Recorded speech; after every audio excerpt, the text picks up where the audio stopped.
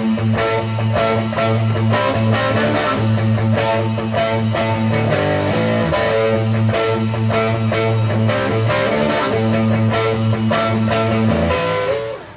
a little introductory music to introduce the pre-calculus class in this introduction video.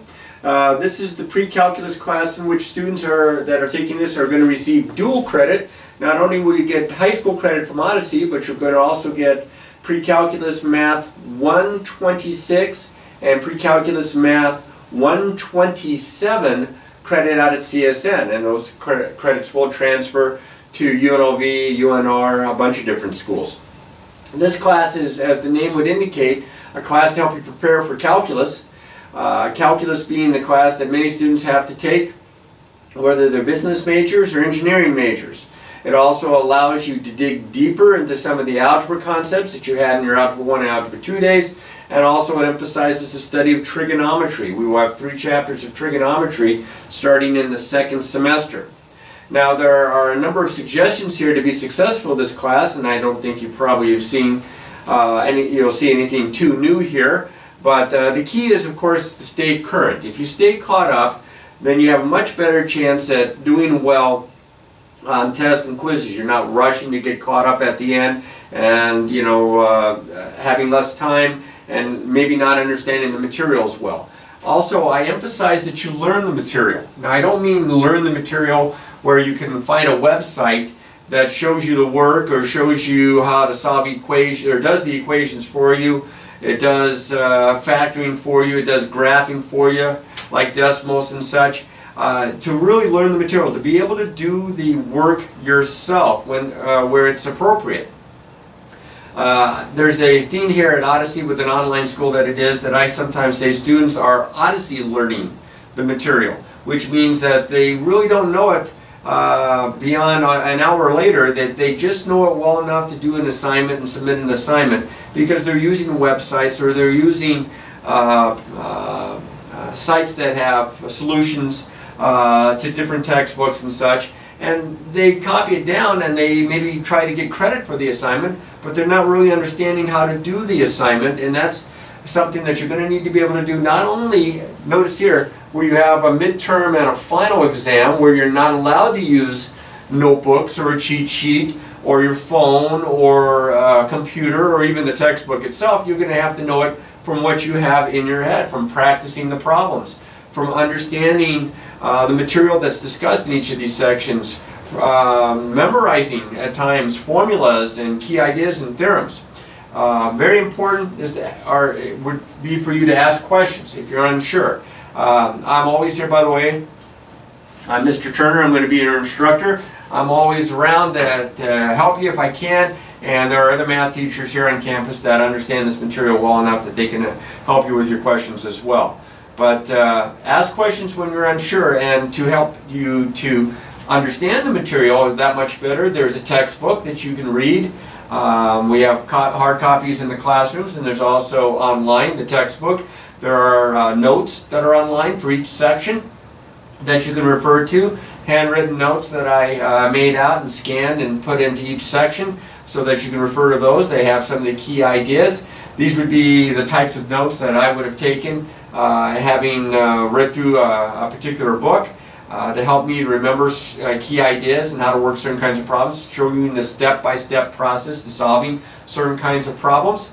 And also there are videos that are built into the class. These instructional videos I created, some of the sections have 2 or 3, maybe even as few as 1. Some have 5 or 6, maybe even as many as 7 videos based on how much material. This is a college college level textbook, and so some of the sections are, you know, in an algebra book might be half of a chapter. There's a lot squeezed into each section, and I try to break them down in these videos. And because I have several videos, if you understand one objective or a couple of objectives, you can skip past those videos and jump to the ones that maybe you're having some trouble with. And the problems that are worked out in the videos are similar, if not identical, to the problems that are in your notes, so you can refer to those as well. Now, there are practice problems that are at the end of each section, and these problems are in the book. I would suggest you do odd-numbered problems that are similar to the problems that are assigned, which will be even-numbered problems. That way you can check your answers to see if you're doing them right, and you can ask questions. We will have a face-to-face class meeting on Wednesdays. Last year it was from 3 to 4. I'm not sure when it's going to be this time. And in your face-to-face class meeting, you will also be able to ask questions, and I will most likely quiz you on current material. So that's another reason why you want to stay caught up, so that you are doing well on those quizzes and don't let those kinds of quizzes adversely affect your overall grade. Now, the very first chapter in the textbook is a review chapter. I think it's called Chapter R for reviews. That's pretty complicated. And it's a review of some of your algebra topics from Algebra 1 and Algebra 2. The assessment you'll do online. There'll be multiple choice questions and you'll work them out there. Now, to take the test for any chapter, you have to make sure that you complete all the assignments that lead up to it with a minimum grade. So the very first review chapter, we'll go through that quickly. That will be done online. You won't have to submit any work to me. But from there on, from Chapter 1 on down, your assignments are going to be done on paper, whether they're assignments or tests. You're going to do all the work on the paper. You're going to be neat. You're going to use graph paper and a ruler when you're doing graphing. And you're going to use polar graph paper when you're doing polar graphs in second semester. You're going to be neat. You're going to put in axes and arrows and scales for the axes. You don't have to always assume that each little box on a piece of graph paper represents one. You have to mark it on the x-axis, the y-axis, and so on. So you're going to submit all your work to me. You're going to hand it in to me either personally, or you're going to take scans of it or images of it and attach it to an email and send it to me that way. If it'll open up for me and if I can print it out and read it, I'll be happy to grade it that way. Otherwise, you'll have to turn it into me on paper. And be neat. Okay, don't do a lot of scratching out. And I don't mind a little bit, but when you scratch out half of a page because you don't want to rewrite it, that's a little ridiculous. Okay, use pencil. There's an eraser usually attached that you can use to help to erase stuff that you don't want. But show all your work.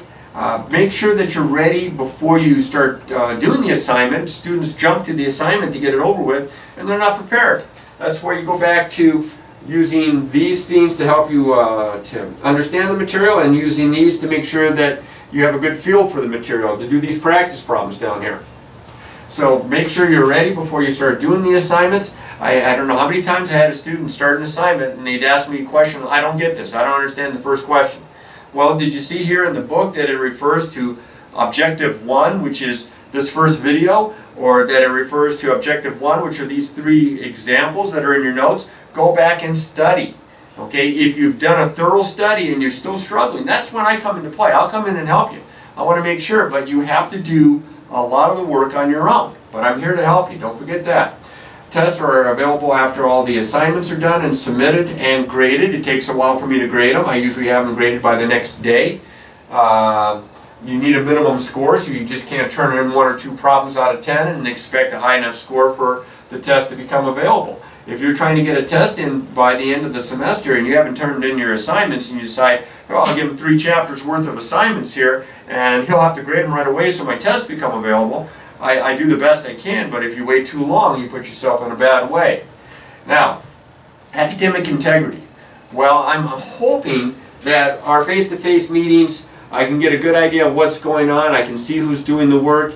I can see if you're understanding it by giving you quizzes and such.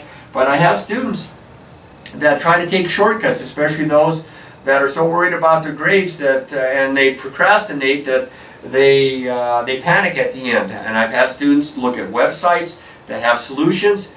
It's easy enough to spot a student that does that because of the wording in many cases. There's something written down that's not really discussed.